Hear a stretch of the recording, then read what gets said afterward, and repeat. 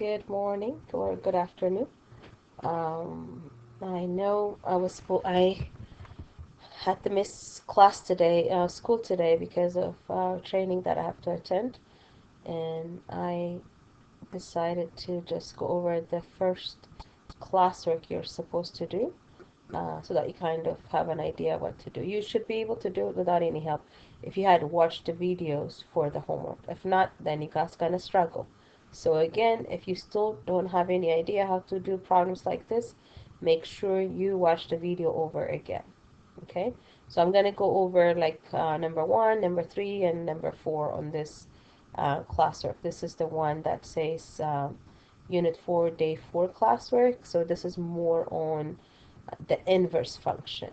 The other classwork you guys are supposed to do is a review of everything that you learned so far from day one, which is Pythagorean theorem, special right triangles, trig ratio, and the inverse function. So you should be able to do both, without any problem. At any time you need help, refer back to your old notes. All right, so in this case, for example one, it says solve the given right triangles, and it says sides to 3 decimal and the angles to 1 decimal points. So I have my phone, so I probably will write down the answers for you so that you guys can see what I got. So the first question is to find A, and it says decide which trig ratio to use based on the given information. So what I told you to do is always circle the angle you're looking for, and then based on this angle, go ahead and label the sides, the given side. So 5 will be your opposite side, and 4 it becomes the adjacent side. Now you have to remember which trig ratio has OA. So OA is going to be your tangent. I'm hoping that you guys all got it. Sorry, I'm using my mouse to write in. I left my thing, my slate at the school. So tangent of A is opposite, which is 5 over 4. Okay, don't laugh at my number. All right, that's what the ratio is. Tangent of A is opposite over adjacent. Since the angle is not given, you're looking for the what the measurement is. You gotta do the inverse function. In the yellow calculator, all you have to do is second tan and put 5 over 4. And if you're using your iPhone, you gotta put 5 divided by 4 first, and you find 1.25 as a decimal. Then just do second tangent. And when you do that, angle A is gonna give you 51.3, right? So I'm gonna repeat it again. If you're using the graphing calculator, just put second tan, which gives you that inverse, that negative sign on top of it. See how this one has that? So second tan, and just put 5 over 4 in parentheses. You press enter, you get angle 1 to equal to 51.34. And that's the answer. That's what would be the measure of the angle. When it gets to finding angle B, you don't need to do another trig ratio because this is a triangle. We already know that this is a 90-degree angle, right? It says C is 90. So the other two acute angles, which is A plus B, has to also be 90. So to solve for angle B, all I have to do is, once you're given one of the angle, to solve for angle B, you just have to do, it's going to be 90 minus, I already know what A is, which is 51.34. That's what I'm going to do, 51.34. And you guys got your calculator, subtract it, and that would give you the measurement of B, which is this angle here. And C is asking you find the measurement of side C, which is going to be your hypotenuse here.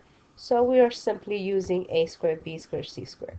So you got to do 4 squared plus 5 squared. Probably can do it faster than I can do it. Equals to C squared, right? Because C is opposite to the 90 degree, that is going to be your hypotenuse. So on your paper, you guys will see this box right here, but it's supposed to be, the box should be going down for to go over number 2, okay, not number 1.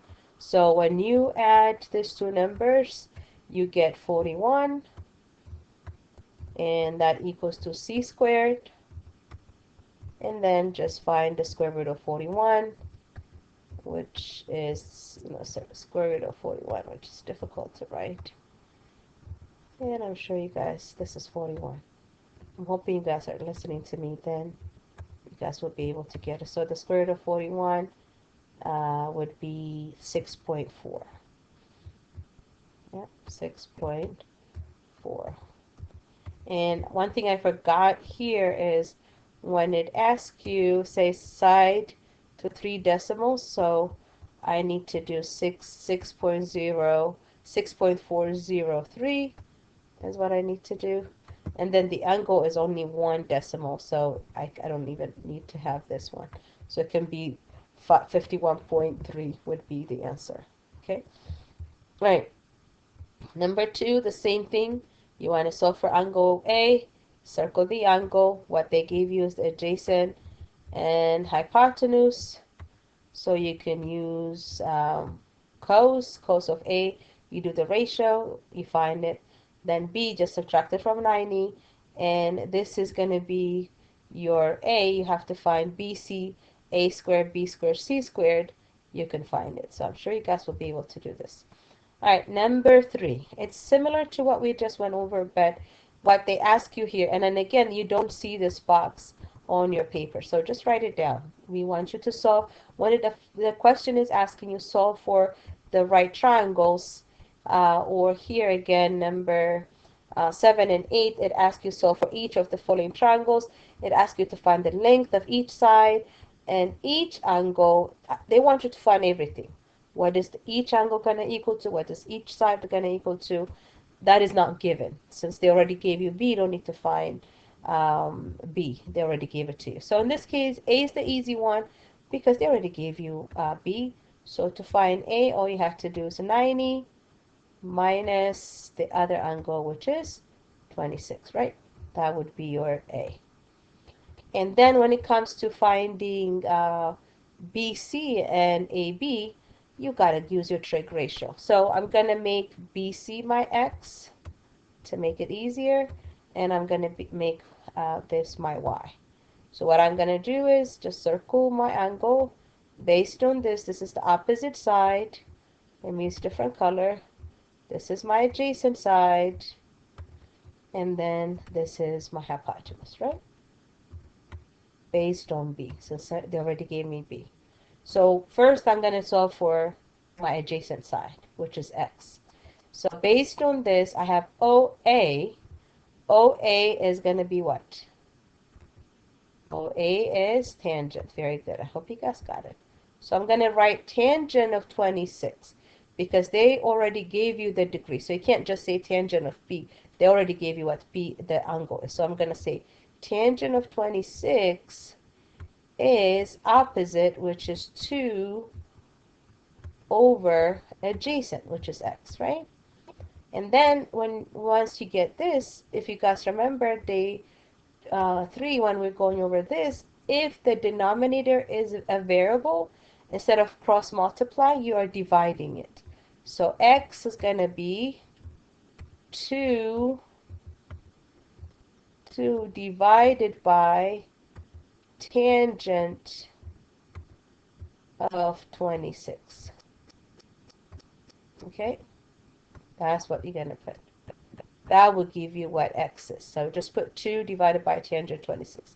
This is easy if you're using your graphing calculator. You just do 2 divided by tangent 26.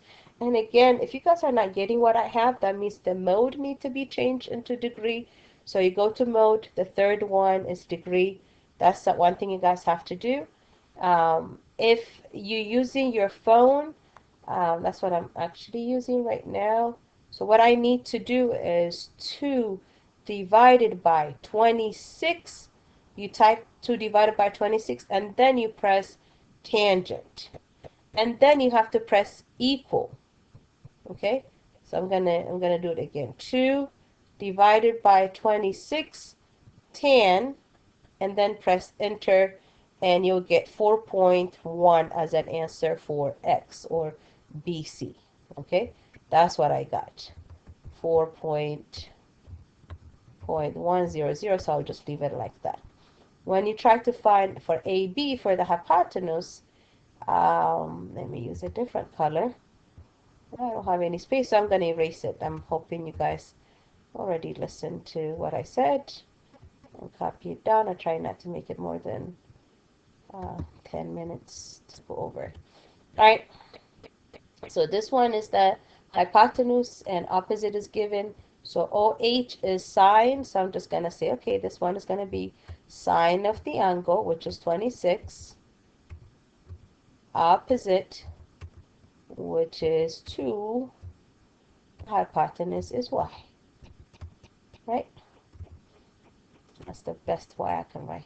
So when you put in your calculator, y is going to be, since the denominator is a variable, you have to divide. So the number 2 divided by sine 26. Okay? And you get a number that is bigger than 4.1, and you guys can use it. All right, so 4, 5, 6 is the inverse function. So circle the angle they gave you. This is O, this is A, and then OA is tan, so you just say, oh, tangent of X. That's what I'm trying to find, right? X equals the ratio, which is 4/3. Yep.